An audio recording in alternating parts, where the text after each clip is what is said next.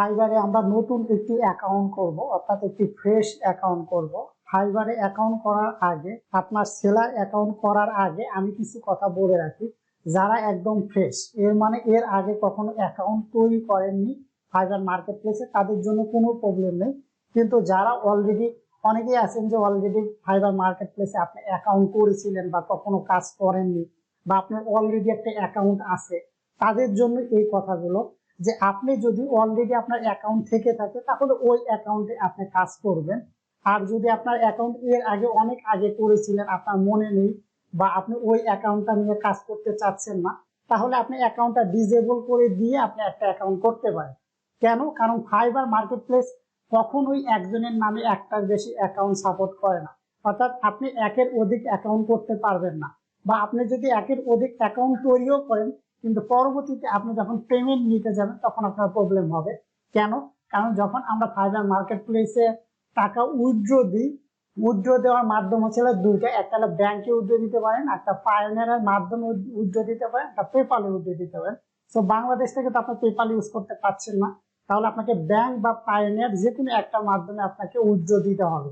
কিন্তু আপনি ব্যাংকে উইথড্র দিলেও কিন্তু পায়োনিয়ার হয়ে, মানে পায়োনিয়ার ভায়া হয়ে তারপরে কিন্তু আপনার ব্যাংকে টাকা ঢোকে। সো একজন মানুষ একটার বেশি পায়োনিয়ার অ্যাকাউন্ট করতে পারে না, তাহলে কিন্তু আপনি একের অধিক অ্যাকাউন্ট ফাইবার মার্কেট প্লেসে ইউজ করতে পারছেন না, এটা একটা কারণ। আর আপনি যদি একের অধিক ফাইবার অ্যাকাউন্ট ক্রিয়েট করেন, ফাইবার মার্কেট প্লেস কিন্তু আপনাকে আপনার দুইটা অ্যাকাউন্টে ডিলিট করে দিবে বা ব্যান করে দিবে। তো এই কারণে আপনারা খেয়াল রাখবেন যে আপনারা কখনই একের অধিক অ্যাকাউন্ট তৈরি করবেন না। কিন্তু আমি আপনাদের ভিডিও তৈরি করছি, আমার কিন্তু অলরেডি দুইটা অ্যাকাউন্ট ইউজ করি, আমি স্টিল নাও দুইটা অ্যাকাউন্ট ইউজ করি। এখন কিন্তু নতুন আর একটা অ্যাকাউন্ট তৈরি করছি, অর্থাৎ তিনটা অ্যাকাউন্ট হচ্ছে। কিন্তু তিনটা অ্যাকাউন্ট আমি কিভাবে তৈরি করতেছি, এটার অনেকগুলো কারণ আছে। আপনি তৈরি করার জন্য, যেমন ধরেন আমি যে ভিডিওগুলো করছি এটা কিন্তু আমি আদার্স আর একটা ল্যাপটপে করছি। আমি নর্মালি যে ল্যাপটপ দিয়ে নর্মালি কাজ করি না, বা এই ল্যাপটপ দিয়ে কাজ করা হয় না, এটাতে ফাইবার মার্কেট প্লেসে ঢোকা হয় না। এমনকি দেখেন যে আমার নেটওয়ার্ক যেটা আছে, অর্থাৎ আমি যে ইন্টারনেট কানেকশনটা এখন ইউজ করছি, এটা হচ্ছে যে আমার ব্রডব্যান্ড কানেকশনও না বা আদার্স লাইনও না। এটা হচ্ছে আমার মোবাইলের, আমার দুইটা মোবাইলে একটা মোবাইল আমার কখনো ইউজ করা হয় না, ওই মোবাইলের নাম্বারটাও ইউজ করা হয় না, ওই মোবাইলের নেট কানেকশন দিয়ে আমি কিন্তু এই অ্যাকাউন্টটা ওপেন করছি। তাহলে দেখেন আমি অলরেডি দুইটা অ্যাকাউন্ট ইউজ করি। 3 নাম্বার অ্যাকাউন্টটা হচ্ছিল এটা, এই 3 নাম্বার অ্যাকাউন্টে আদার্স কোনো ডেস্কটপে বা ল্যাপটপে আমি তৈরি করছি, এবং আমার নেটওয়ার্কের সাথে এই নেটওয়ার্কের, মানে আমি যে অ্যাকাউন্ট করছি ওই নেটওয়ার্কের কিন্তু কোনো সম্পর্ক নাই। এর মানে কিন্তু ফাইবার কিন্তু আইডেন্টিফাই করতে পারছে না আমাকে, বা কখনো পারবে না। বা আমি এই ল্যাপটপে বা এই নেটওয়ার্ক দিয়ে কখনোই আমি না যে আমার আদার্স কোনো ফাইবার অ্যাকাউন্ট ওপেন করব না। তাহলে এটা আমি বলে দিলাম যে যারা অলরেডি অ্যাকাউন্ট করছেন বা অলরেডি যাদের অ্যাকাউন্ট আছে তাদের আর অ্যাকাউন্ট তৈরি করার দরকার নেই। যারা দুইটা অ্যাকাউন্ট ইন কেস কোনো কারণে ইউজ করতে চান, আমি কখনোই আপনাদের সাজেস্ট করবো না আপনারা দুইটা অ্যাকাউন্ট ইউজ করেন। তখন কিন্তু আপনাদের অবশ্যই এই রুলস গুলো মানতে হবে, কারণ একই আইএসপিতে থেকে, মানে একই জায়গা থেকে থেকে আপনি কখনোই দুই ধরনের অ্যাকাউন্ট তৈরি করতে পারবেন না। এখানে আবার আরেকটা কারণ আছে, যে আমি কিন্তু একই সার্ভিস দিচ্ছি না। এখন আমি যে অ্যাকাউন্টটা করছি এটা কিন্তু আমরা দিব হলো ডিজিটাল অ্যাডভার্টাইজমেন্ট নিয়ে আমাদের সার্ভিসিংটা হবে।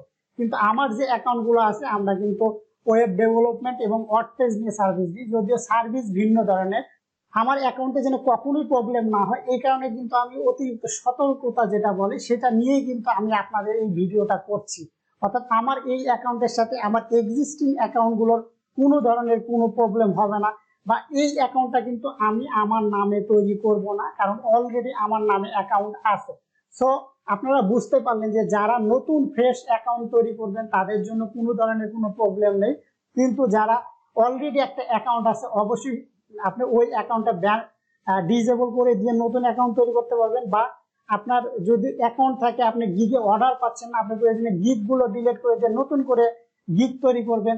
অ্যাকাউন্ট যত পুরাতন হয় তত বেটার। সো অ্যাকাউন্ট কখনই আপনাদের ডিলিট করার কোনো দরকার নেই। আমরা এখন আমাদের অ্যাকাউন্টটা তৈরি করব, আমাদের ফাইবার অ্যাকাউন্টটা তৈরি করব। আমি যদি সাইন আপে যাই, আপনি দেখেন এখানে আপনি দেখতে পাচ্ছেন যে বিকাম এ সেলার, অর্থাৎ আমরা সেলার হিসাবে একটি অ্যাকাউন্ট করব। বিকাম এ সেলার এখানেও দেখতে পাচ্ছি। আমি যেখানে যাই না কেন আমি কিন্তু বিকাম এ সেলার দেখতে পাচ্ছি। আপনি এখানে দেখতে পাচ্ছেন বিকাম এ সেলার বা পাশে জয়েন নাও দেখতে পাচ্ছেন। অর্থাৎ আপনি বিকাম এ সেলার বা জয়েন নাও যে কোনো বাটনে ক্লিক করেন না কেন আপনি কিন্তু আপনার অ্যাকাউন্টটা তৈরি করতে পারবেন। আমি যখনই জয়েন নাওতে ক্লিক করছি তখন কিন্তু দেখেন এখানে আমাকে দেখাচ্ছে যে আমার যে ফেসবুক আইডি আছে এই ফেসবুক আইডি দিয়ে আমি ফাইবার অ্যাকাউন্টটা তৈরি করব কিনা। কারণ আমার ফেসবুক আইডিতে কিন্তু আমার ইমেল অ্যাড্রেস দেওয়া আছে। সো ওই ইমেল অ্যাড্রেসটা কি ইমেল অ্যাড্রেস নিয়ে কিন্তু ফাইবার অ্যাকাউন্ট তৈরি করতে পারবে। বা আপনি যদি জিমেল যে জিমেলটা লগ ইন করা আছে বা কোনো জিমেল দিয়ে কন্টিনিউ করতে চান সেটাও কিন্তু দেওয়া আছে। অ্যাপল আইডি বা অ্যাপল যে ইমেলটা আছে সেটা দিয়ে আপনি কন্টিনিউ করতে পারবেন। বা আপনি চাচ্ছেন যে আপনার যে জিমেল এখন কিন্তু আমি জিমেল দিয়ে তারপরে আমার অ্যাকাউন্টটা তৈরি করব। সো আমি আমার জিমেলটা এখানে দিই। আমি যে জিমেল দিয়ে আমার অ্যাকাউন্টটা তৈরি করব তাহলে আমি আমার জিমেলটার নাম দিচ্ছি। আমি আমার জিমেলের নাম দিলাম। জিমেল দেওয়ার পরে অর্থাৎ আপনি আপনার জিমেল অ্যাড্রেসের নাম দিবেন। এই জিমেল অ্যাড্রেসটা কিন্তু অনেক বেশি ইম্পর্টেন্ট, কারণ আপনি যত অর্ডার করবেন সব কিন্তু এই জিমেল অ্যাড্রেসের মাধ্যমে হবে।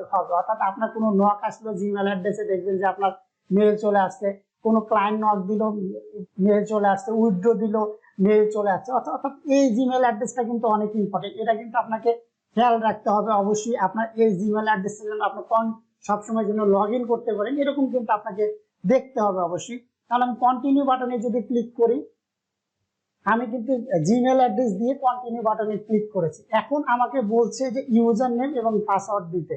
আমি অবশ্যই আপনারা যেহেতু আপনাদের ব্যক্তিগত অ্যাকাউন্ট খুলবেন অর্থাৎ নিজের নামে অ্যাকাউন্ট খুলবেন আপনার নামের সাথে যেমন আমি যদি মাজেদুল মাজেদ দিয়ে এখন কোনো অ্যাকাউন্ট খুলতাম তাহলে আমি দিতাম মাজেদুল আন্ডারস্কোর মাজেদ। কারণ মাজেদুল মাজেদ দিলে এই নামটা বোঝাটা একটু প্রবলেম হয়। যেমন ধরেন আমি যদি লিখি মাজেদুল মাজেদ এই নামটা কিন্তু অ্যাকচুয়ালি স্পেলিংটা আসলে পড়াটা পসিবল না। কিন্তু আমি যদি দেই যে মাজেদুল আন্ডারস্কোর মাজেদ তাহলে কিন্তু কোনো ইউজার বলেন বা ক্লায়েন্ট বলেন সে কিন্তু ইজিলি মাজেদুল মাজেদ দুইটা নাম কিন্তু আইডেন্টিফাই করতে পারছে। তো আপনারা যখন ইউজার নেমটা দিবেন ওই ইউজার নেমটা যেন মিনিংফুল হয় বা বোঝা যায় যে না আপনি এটা বোঝাতে চাচ্ছেন। আপনার অনেকের ইউজার নেম দেখলে বোঝা যায় না। সো আপনি ট্রাই করবেন আপনার ইউজার নেমটা যেন বোঝা যায় নর্মালি। যেহেতু আমি এটা আমার নামে করছি না, এটা আমি আমাদের বিজনেসের নামে করছি TS_digital। আমি এই নামটা কেন দিলাম? আমি এই নাম দিলাম, আপনারা কখনোই এই নামটা দিবেন না। আমি TS তে বোঝাতে চেয়েছিলাম থিম শেপার আন্ডারস্কোর ডিজিটাল, কিন্তু আপনি দেখেন আমার এই নামটা অলরেডি কিন্তু টেকেন, অর্থাৎ কেউ কিন্তু এই নামে কিন্তু আছে। তাহলে কিন্তু আমি TS_digital দিতে পারছি না। আমাকে অবশ্যই এর সাথে কিছু লিখতে হবে TS_digital। অর্থাৎ আমি যদি এস দেই তাহলে কিন্তু আমার ইউজার নেম এটা হতে পারে। তাহলে আমি চিন্তা করি যে আমি অ্যাকচুয়ালি আমার এই নামটা দিব কিনা, TS_digital দিব কিনা। তো আমি এই নামে করব না, আমি সরাসরি আমার কোম্পানির নামে যদি করি তাহলে দেখেন যে থিম শেপার দিলেও কিন্তু কেউ মনে হয় নিয়ে ফেলছে। তাহলে কি আমি থিম শেপার দিয়েও কিন্তু পাচ্ছি না। তাহলে থিম শেপার DT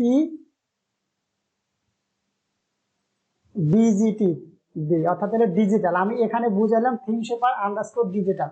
কারণ এখানে আমি ফুল লিখতে পারবো না, এখানে কিন্তু ক্যারেক্টার আপনার লিমিট করা আছে। দেখেন আমি যদি ডিজিটাল লিখি এরপরে আর কোনো ওয়ার্ড কিন্তু আমি আর লিখতে পারছি না। অর্থাৎ আমাকে কিন্তু এই তিনটা ওয়ার্ডের মাঝে আমাকে দিতে হবে। তাহলে DGT দিলাম, অর্থাৎ থিম শেপার _digital। অর্থাৎ এই নামটা কিন্তু আমি এখন পাচ্ছি, অর্থাৎ এটা আমার ইউজার নেম। তাহলে আমি যদি আমার ইউজার নেমটা সেভ করে রাখি আমি এই ইউজার নেমটা দিলাম। আমি চাচ্ছি আমার পাসওয়ার্ডটা দিতে, আমি এই পাসওয়ার্ডটা দিয়ে দিই।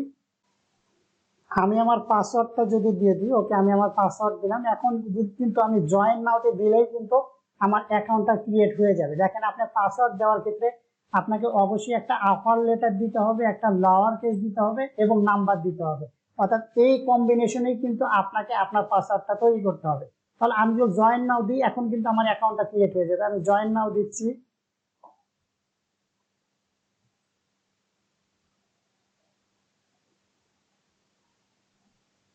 আপনারা দেখতে পাচ্ছেন যে আমি জয়েন নাও দেওয়াতেই কিন্তু এই যে আমার এখন কিন্তু আমার অ্যাকাউন্টে চলে এসেছি।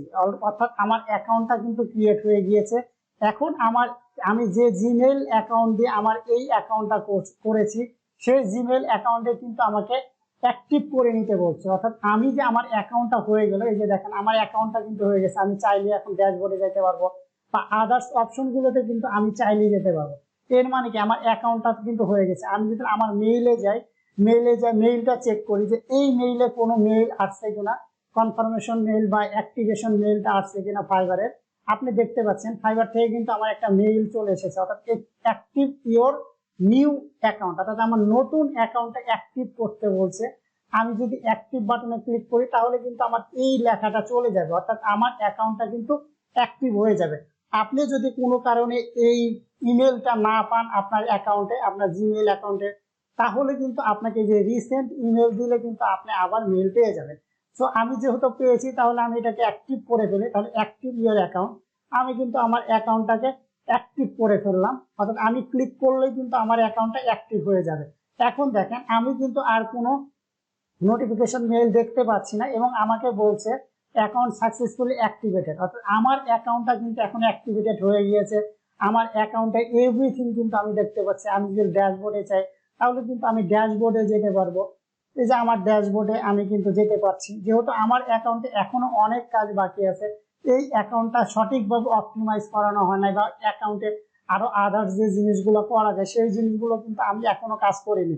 অর্থাৎ আমি শুধুমাত্র ফাইবার অ্যাকাউন্টটা ক্রিয়েট করলাম। এখন ফাইবার অ্যাকাউন্ট ক্রিয়েট করার পরে এই ফাইবার অ্যাকাউন্টটা কিভাবে আপনি সঠিকভাবে অপটিমাইজ করতে পারেন সেই কাজটাই কিন্তু আমরা এখন করব, বা নেক্সট ভিডিওতে আমরা দেখবো যে আমাদের এই অ্যাকাউন্টটাকে কিভাবে আমরা অপটিমাইজ করতে পারি। এখানে কিন্তু আমাদের একটা লোগো থাকবে বা আমাদের ইমেজ থাকবে। আপনারা যখন আপনাদের অ্যাকাউন্ট তৈরি করবেন তখন কিন্তু আপনাদের একটা ইমেজ থাকবে। দেখেন আপনি কিন্তু নিচে কিছু অ্যাকাউন্ট দেখতে পাচ্ছেন, সেই অ্যাকাউন্ট গুলোতে কিন্তু দেখতে পাচ্ছেন যে তাদের ছবি দেওয়া আছে। অর্থাৎ আপনারা যখন কোনো অ্যাকাউন্ট করবেন তখন কিন্তু অবশ্যই আপনাদের নেম দিয়ে করবেন এবং আপনার যে প্রোফাইল পিকচারটা আছে সেটা কিন্তু অবশ্যই আপনার ইমেজটা দিবেন।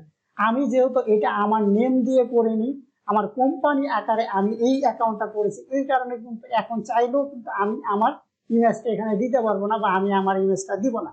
সো আমরা নেক্সট ভিডিওতে আমরা কিন্তু আমাদের এই কাজটা অপটিমাইজ করব, কিভাবে আমরা আমাদের অ্যাকাউন্টটাকে প্রপারলি অপটিমাইজ করতে পারি।